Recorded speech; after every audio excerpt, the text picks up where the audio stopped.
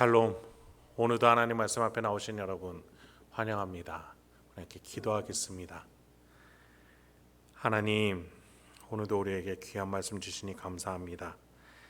이 말씀을 통해서 오늘도 다시 한번 하나님의 자녀답게 살기로 결단하는 우리에게 힘과 능력이 주어지는 놀라운 시간 허락하여 주시옵소서. 예수님의 이름으로 기도했습니다. 아멘. 오늘 함께 살펴볼 말씀 누가복음 3장 1절에서 14절, 누가복음 3장 1절에서 14절 함께 살펴보도록 하겠습니다. 오늘도 성실하신 우리 아버지 하나님을 찬양합니다. 하나님의 말씀이 빈들에서 사가랴의 아들 요한에게 임하게 됩니다. 예수님이 성인이 되어 공적인 사역, 그러니까 공생애를 시작하는 이야기를 해야 하는데 누가 먼저 등장하는 거예요? 세례 요한이죠.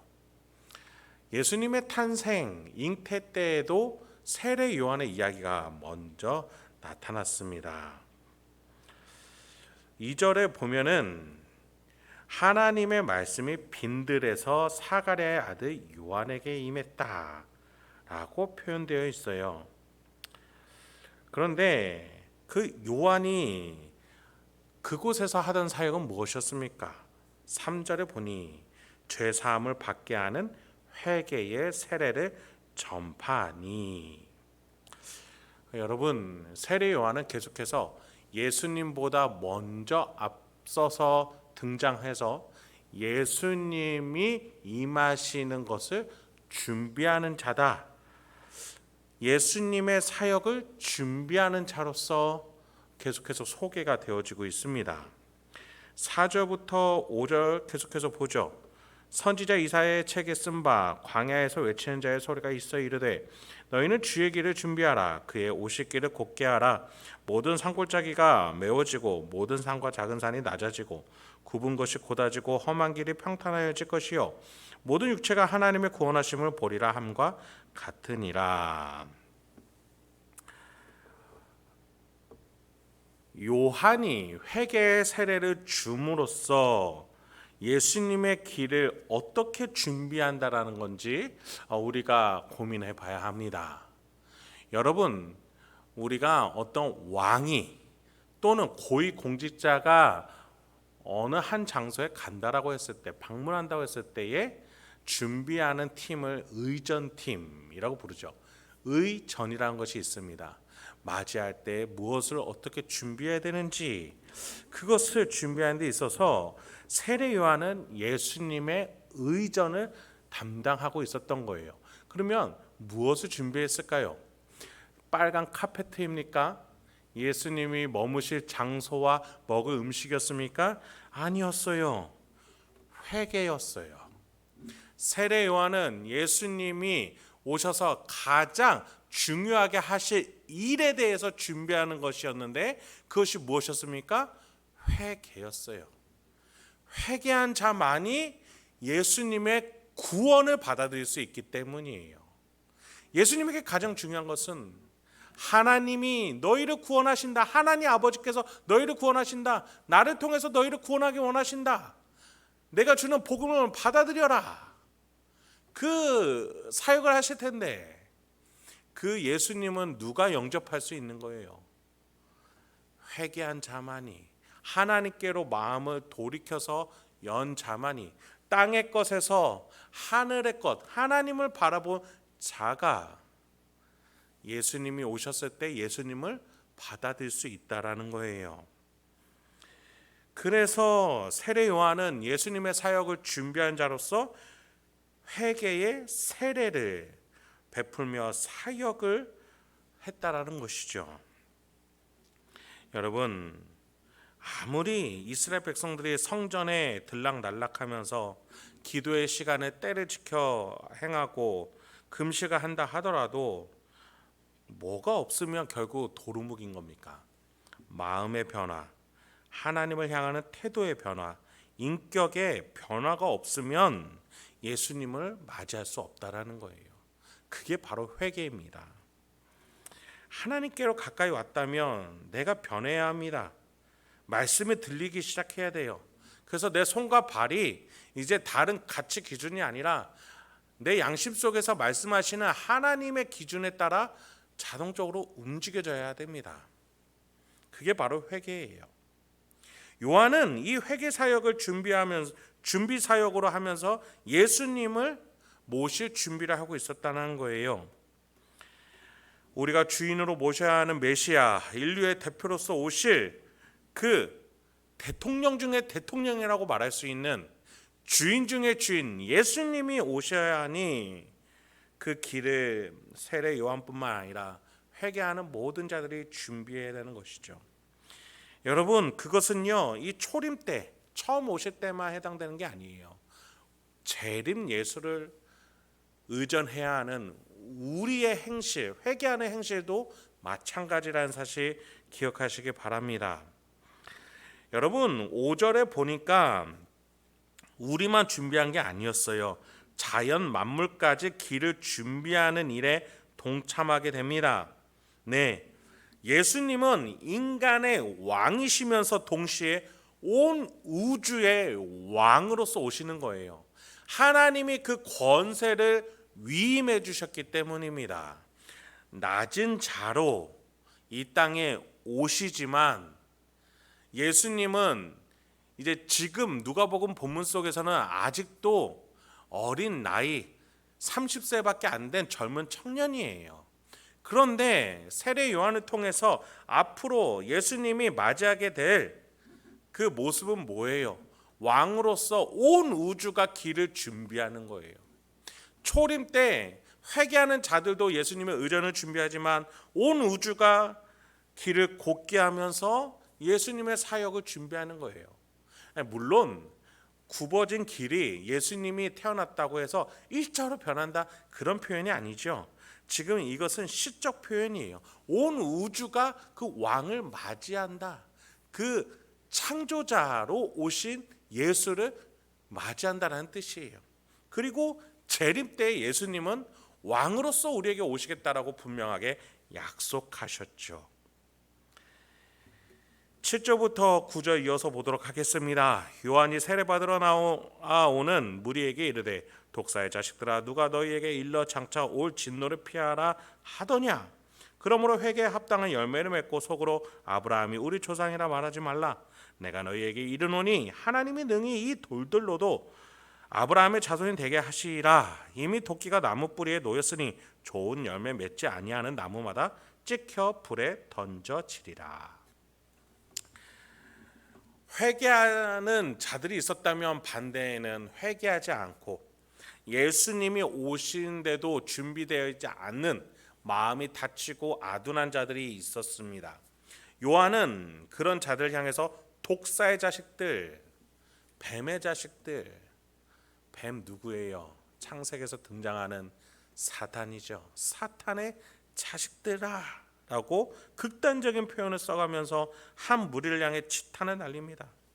여러분, 그런데 7절에 보세요. 지금 독사의 자식들아 라고 부르는 자들이 본래는 누구에게 뭘 받으러 나왔다라고 되어 있습니까? 요한이 세례 받으러 나오는 무리에게 이르되 독사의 자식들아 라고 말하고 있다. 쉽게 말하면 우리 행복한 교회에 새신자들이 와요. 말씀을 듣겠다고 와요. 그런데 이 설교 강단에서 회개하려 하지 않는 마음이 뻔히 보이니 여기에서 사탄의 자식들아 라고 말하는 것과 같다라는 거예요. 여러분, 이렇게 해서 요한은 뭘 말하고 싶은 겁니까?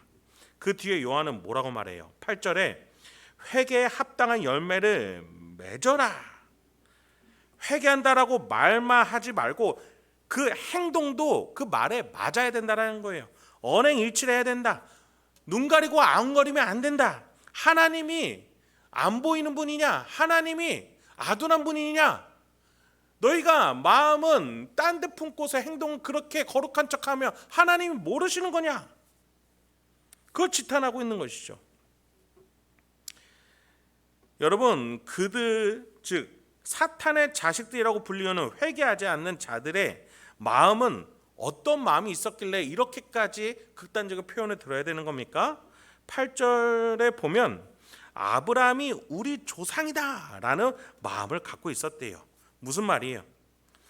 회개에 실천이 없어도 나는 신앙생활 오래 했으니까, 내가 이스라엘 백성 아니냐, 내가 성전을 얼마나 많이 왔다 갔다 했냐, 거기서 기도도 하고 금식도 하고 내가 말씀도 외우고 내가 얼마나 율법을 잘 지켰냐, 그게 바로 아브라함이 우리의 조상이다, 그걸로 나는 하나님 앞에서 칭찬받을 것이다 라고 확신하고 있었다라는 거예요. 성전 안에서, 율법 생활 안에서 신앙생활만 잘 지키면 내가 어떠한 행위를 하더라도 나는 구원받은 자야 라고 말한다라는 거예요. 그러니 여기 가서는 이렇게 행동하고 저기 가서는 저렇게 행동하면서도 이율 배반적인 행동을 하면서도 아무런 거리낌도 없는 그러한 뻔뻔한 마음을 향해서 세례 요한은 독사의 자식들아, 사탄의 자식들아, 뻔뻔한 자식들아 라고 말하고 있는 거죠. 여러분, 여기에서 독사의 자식들, 이 자식들이 그냥 관용적인 욕설이 아닙니다. 사탄의 자식, 사탄으로부터 무언가 유산을 물려받은 자, 하나님 앞에서 하나님을 배반하고 하나님을 멸시하는 그 죄성을 이어받은 자들을 말해요. 여러분, 그것이 우리에게 무엇을 의미합니까?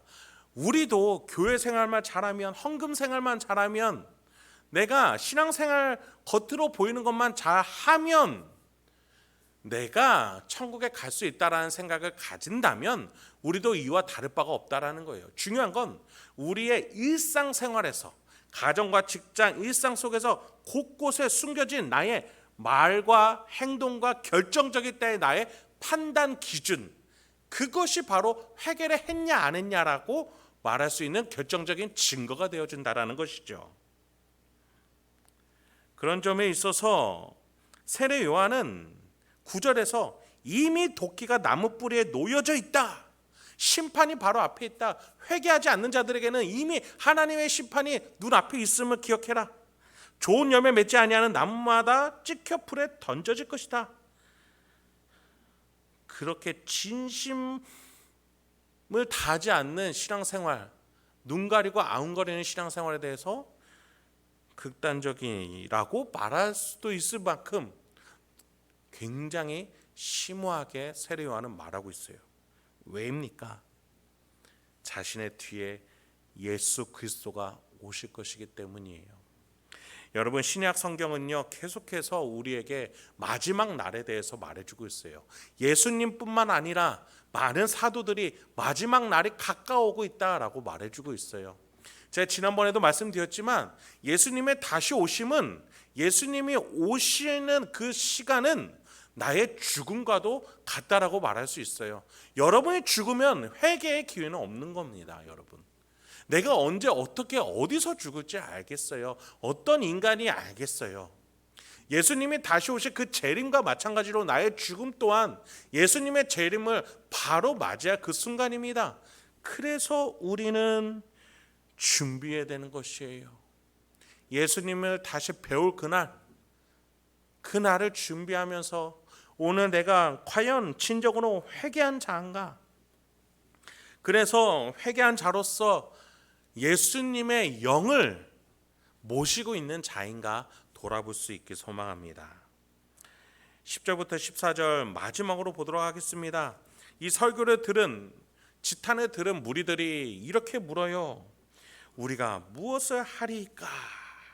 11절부터 세례 요한은 이렇게 말합니다.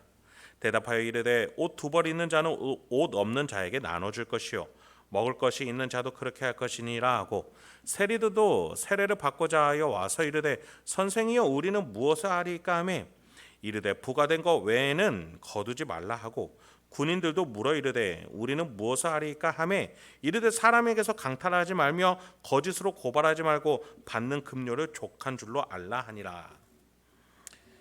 여러분, 지금 이 세례 요한이 말해주는 건 뭐예요? 너희들이 신자라고 말하면서, 믿음을 가졌다라고 말하면서 행함이 없는 것은 죽은 것이다, 진정한 회개가 아니다, 예수님은 받아들일 수 없다라고 말하는 거예요. 즉 선한 행위를 강조하는 것이 아니라 믿음이 있다면 행함도 같이 있어야 된다, 그 말을 하고 있는 겁니다. 많이 가진 자는 빈궁한 자와 나누고 합법을 넘어서서 불법으로 남의 것을 탈취하지 말며 자신에게 주어진 일과 그에 합당한 급여에 자족할 줄 아는 삶에 대해서 말합니다. 여러분, 너무나 일상적이고 당연하면서도 현실적인 이야기 아닙니까? 여러분, 회개는 이렇게 일상적인 것이에요. 우리의 마음과 생각으로부터 회개는 시작을 합니다. 마치 40일 금식 기도를 성경을 일독으로 하며 내가 뭔가 결연한 의지로 해야 되는 것이 회개가 아닙니다. 우리의 일상으로부터 하나님의 뜻이 무엇일까 생각하고 고민하면서 작은 것으로부터 해도 그것은 하나님이 기뻐하시는 회개요. 그때 여러분은 예수님의 복음을, 예수님의 영을 깨달을 수 있고 만날 수 있으며 영접할 수 있는 준비가 된 자라는 사실 잊지 마시기 바랍니다. 혹여나 내가 회개한 인생을 사다가 잠시 내려놓으셨습니까?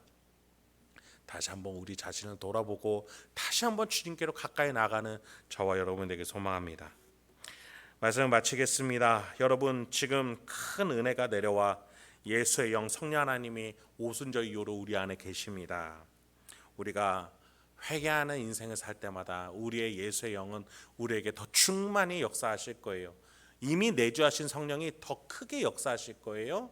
그래서 우리에게 세상이 줄 수 없는 그 무엇도 줄 수 없는 기쁨과 소망으로 우리 안에 역사하실 줄 믿습니다.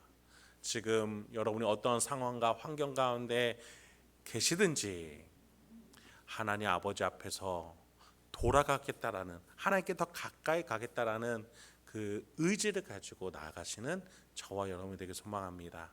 그렇게 오늘도 예수님과 함께 나아가는 명예로운 하나님의 자녀 저와 여러분 되게 소망합니다. 함께 기도하겠습니다. 하나님, 오늘도 우리에게 귀한 말씀 주시니 감사드립니다. 이 말씀을 통해서 내가 오늘도 어떻게 살아야 되는지, 깨달은 바를 어떻게 적용하며 실천해야 될지 지혜와 용기를 주시옵소서. 예수님 다시 오실 그날까지 내가 이 회개의 삶, 하나님께 가까이 가는 삶을 살아내며 명예롭게 살 수 있도록 주여 인도하여 주시옵소서. 돈이 부족할지라도, 사회적 지위가 낮을지라도 하나님 아버지 앞에서 명예만은 포기하지 않는 하나님이 기뻐하시는 인생 살게 하옵소서. 예수님의 이름으로 기도했습니다. 아멘.